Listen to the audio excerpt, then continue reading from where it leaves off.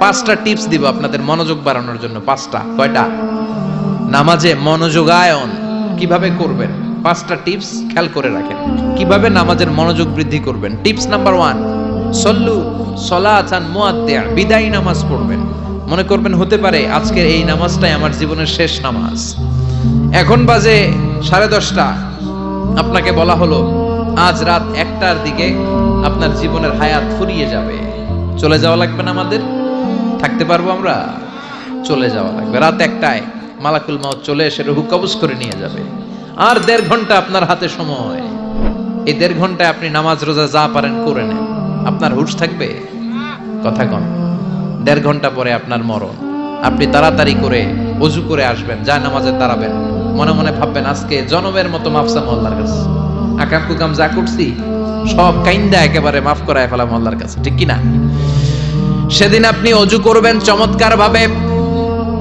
চমৎকার ভাবে পাঞ্জাবিটা পরে, আতর মেখে, টুপিটা পরে মুসল্লার মধ্যে দাঁড়িয়ে আল্লাহু আকবার বলে নামাজ শুরু করবেন। ওই দিনের নামাজে আপনার কোনো তাড়াহুড়ো নাই। আছে? আজীবন তাড়াহুড়ো করছেন, কিন্তু ওই দিন আপনার তাড়াহুড়ো নাই। ওই দিনের রুকুটা আপনার জীবনের শ্রেষ্ঠতম রুকু হয়ে যাবে।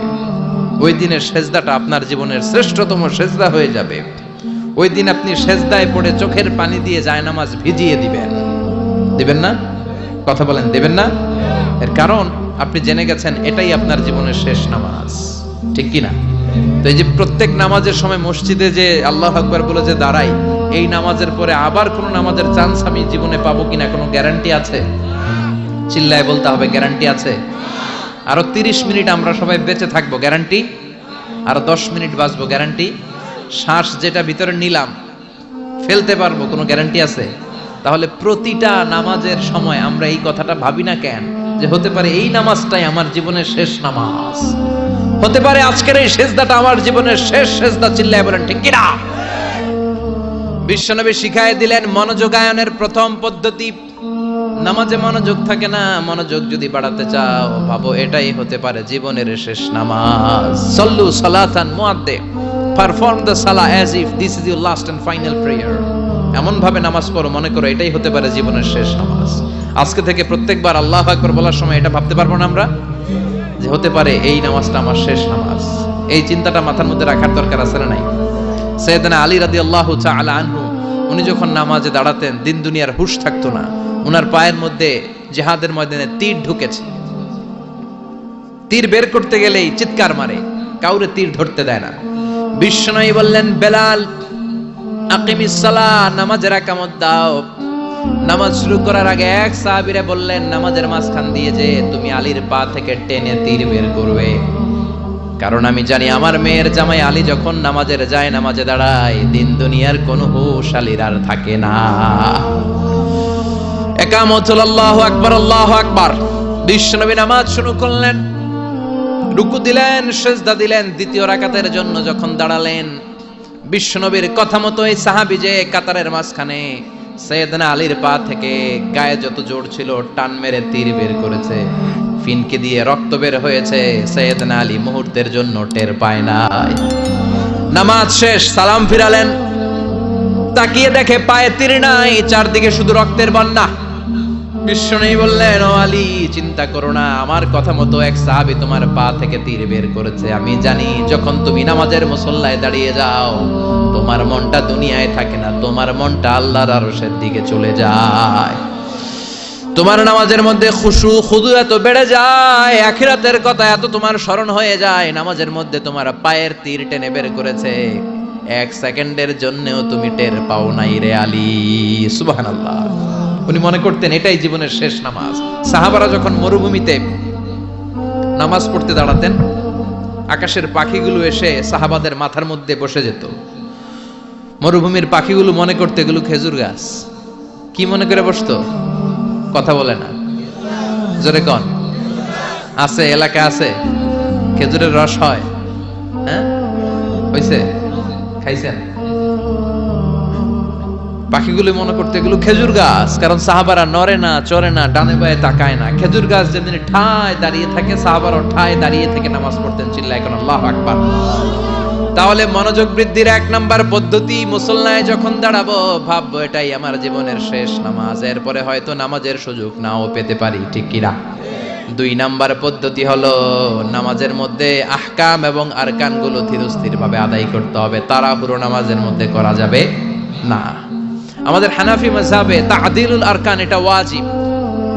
রুকুনগুলো আদায় করার সময় ধীরস্থির ভাবে আদায় করা এটা হানাফি মাযহাবে কি ওয়াজিব। চিল্লায় বলেন, এটা কি ওয়াজিব? তরক করলে কি করতে হয়? হ্যাঁ, সেজদা দিতে হয়। কিন্তু অন্যান্য মাযহাবে এটা ফরজ, এটা বাদ দিলে আপনার নামাজই হবে না, তাড়াহুড়ো করলে নামাজই হবে না। বিশ্বনবী দেখলেন মসজিদে নববীতে এক সাহাবী নামাজ পড়ে, নামাজ শেষে নবীর কাছে আসলে বিশ্বনবী বললেন সল্লি ফাইন্নাকা লাম তুসল্লি, নামাজ পড়ো কারণ তোমার নামাজ হয় নাই।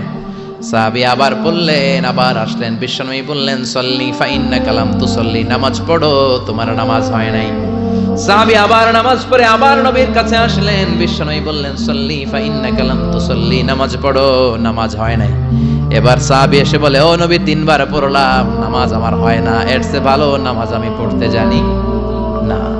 বিশ্বনবী বললেন, তাহলে আসো আমি শিখাইয়া দেই, যখন নামাজে দাঁড়াবা ধীরস্থির ভাবে দাঁড়াবা, রুকুতে যখন যাবা পিঠটারে টান টান করে সোজা করে দিবা। বিশ্বনবী যখন রুকু দিতেন বিশ্বনবীর পিঠটা একেবারে স্ট্রেট ফরওয়ার্ড। সাহাবারা বলতেন বিশ্বনবীর রুকু দেওয়া পিঠের উপরে যদি পানি ভর্তি একটা গ্লাস রেখে দেওয়া হয়, পানিগুলা কাঁপবে না, গ্লাসটাও পড়বে না। সুবহানাল্লাহ। তার মানে বিশ্বনবীর রুকুর পিঠটা কেমন ছিল?